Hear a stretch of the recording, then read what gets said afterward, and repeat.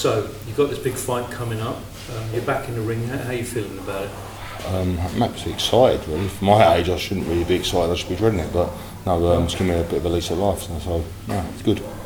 So, give us the background of why you are back in the ring on this fight. Refereeing a fight at the IBA. There was a young kid complaining about his head guard in the second round, and he was just tired, there was nothing wrong with the head guard. I actually gave him a standing count to let him survive the round, and then the bell sounded. His corner let him out for the third round, and to his credit, he was boxing, he was throwing punches back, and I heard someone, about 30 seconds into the round, I heard someone shout out, the tail's been thrown in, and I literally looked to the floor, and I looked to both corners, because I couldn't really understand why a tail had been thrown at that point. And I literally kicked the tail out, and said I can't accept it. The lad whose head guard, complaining about his head guard, his shoulders then sort of slumped when he realised he had to carry on fighting. And he pretty much didn't throw any punches back after I said I'm not accepting it. The other kid threw a couple of shots, I jumped straight in, stopped it instantaneously. And we was in Marc Dennis's corner, and he hollered some abuse at me. And I was kind of taken aback, and I stuck my head between the ropes, and I basically told him the rules of boxing, that it's not law that a fight's automatically stopped when the tail's been thrown in. It's down to a referee's discretion. And I actually said to him, I said, if he's going to throw a tail in at any point, it should have been in the second round when he was complaining about his head guard, and there's nothing wrong with it. He swore at me again. I told him to go away, he stuck his face in my face, and he had a cap on his head. And I said, go away, and I flicked his cap off. And there was a pause of probably about 5 seconds. He just stared at me, and then he hit me. Split me side of my face, cracked my crown, which has now been taken out. Basically, I never set him about at night, which I probably should have done, and it would have been settled there and then.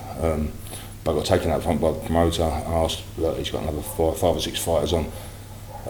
If he sends him home, then these fighters won't be able to fight, and there's going to be a big uproar and a riot and whatever else. Will I still stay and judge? I then restrained myself and went out and judged his fighters, didn't referee his fighters because I couldn't have been in the same ring as him. And and that was basically that.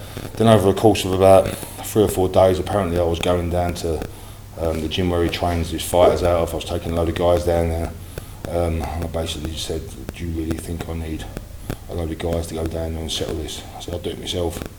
And then his pal Victor Smith said, why don't you get paid for it? Why don't you do it in the boxing ring? So I said, fair enough. If he wants it that way in front of everyone, we'll do it in front of the boxing ring. So that's where it stands. I mean, how difficult was it on that night to hold yourself back? If anyone knows me and knows what sort of animal I am, it was very difficult. And once again, it was the loyalty down to Alan that stopped me from going out there, running in the dressing room, smashing my peaks and stamping all over his head. So my feelings towards Marc Dennis, I'm professional in every single way I go about my life, and I look at him and I pity the guy. I think there's something not wrong with him. I think there's something wrong with him. Sorry. I think he's very arrogant. I think he's very childlike, and you know, I won't be going with him in anger. I'll be going to the ring and being spiteful, and my aim is to knock him out, whether it takes me 10 seconds or whether it takes me 10 rounds. I will knock him out and I will hurt him, and then as soon as the bell finishes, that's it, done. I won't continue it. I'll walk up to him afterwards, I'll tap him on the back and say it's done. I'll walk out and get on with my life, and hopefully he'll walk out and get on with his life. How do you think he's going to feel going in the ring with you? You've got this sort of immense professional record and fight record, and he's not an experienced fighter. Once again, I actually think he's quite thick-skinned. I don't actually think he's that fearful. I think as the fight gets closer and closer, I think he will be. But I actually think he believes himself and what he says. You know, and once again, it's the arrogance of the man. I don't think he thinks at all. I don't think he has really got two brain cells to rub together. Have you got a personal message for him? The only message I'll give him will be about 50 left jabs and about 10 right hands. Just wait until he feels the left hook. That's my message. So just a couple of other things. How difficult has it been for you, because you basically retired, to come back into the ring? Oh, awful. If anyone's watching my Instagram, they know I started doing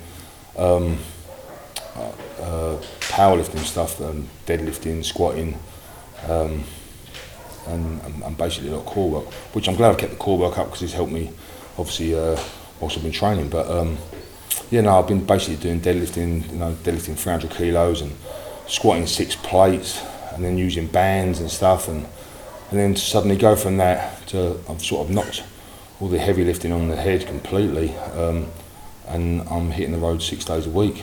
And next week I start sprints, and not really looking forward to it, but I know it's part and parcel of the game. And today you've been training with Paul. How was he in the ring with you? Paul Hills is a warrior, isn't he? He comes to fight all the time, and he gives just a great sparring session. He's on you. If you do tag him and hurt him, he just sort of screams at you and comes steaming back in again, which is mental, but fantastic for me. No, he's good. He's got good fast hands. He's about the same height as Marc Dennis, but he's obviously got better. I think he'll have better skills than Marc. He's certainly got better defence. He's an all-round fighter. He's been there and done it. He's been a professional. He's been on the unlicensing. He's going into the world of bare knuckle next week, and I've got no doubt about him being victorious in that and going on to something even bigger. So, final thing, there's been a sort of an element of sort of racial thing being put forward in this fight. How do you feel about that? Oh, that probably hurt more than the punch itself. If anyone knows me and knows what sort of person I am, my chief witness at my wedding was a guy from Uganda. I was best man at a wedding for a Pakistani guy, a Muslim wedding. So if anyone knows me, they know, I'm not a racist person. I take everyone, if you don't mind me saying, if someone's a cunt, they're a cunt. If someone, don't matter if they're black, white, blue, yellow, green or pink. And I take everyone the same way, and I'd like to be treated the same way as that. I've probably got more black and Asian friends than I have white friends. And yeah, so it hurts to be called a racist. And I think he was just literally, he's justifying something that he'd done by using the race card. I think it's wrong. Why do you think he did? Final thing. Why do you think he just suddenly punched you? I don't know. If I'd flicked the hat off his head and straight away there and then he punched me, then yes, it's heat at the moment. And do you know what? I probably, I shouldn't have flicked the cap off his head, but I was telling him to go away twice. Yeah, if he hit me there and then, instantaneously after I flicked the cap, then fair enough, it's a heat at the moment. But there was a pause of about 5 to 10 seconds where he just stared at me, and I just looked at him, and then he hit me. So I don't really know what was going through his head. And like I said, if it was a heat at the moment, it would have been done straight away. And prediction for the fight? Pain.